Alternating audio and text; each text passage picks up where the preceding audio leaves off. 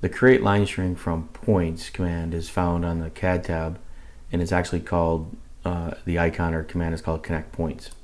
So what this will let you do is first provide a name for the line string that you're going to create, set the layer that you want to create it on, and choose whether you want to auto close it or how it's defined. And then down here you can select the points. So with the point selection, you have the ability to come in and choose your options, or just simply pick the points. So if I pick these points and I just kind of select them, and like with a window selection, or even if I hold the control key down and shift select them, when you click apply, it's going to create that line string, and it's going to go in numerical order. So you can see that it's going from 103 to 104 to 108 to 109. Now if you wanted to go into a specific order, then you want to use the point ID selection.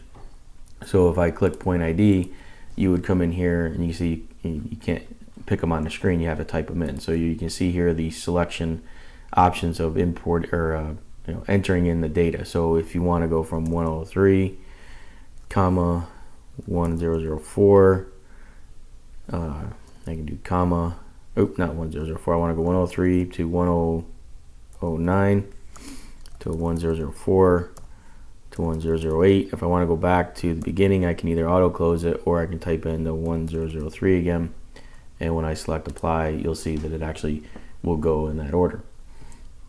So that is the create line strings, or create line string from points command.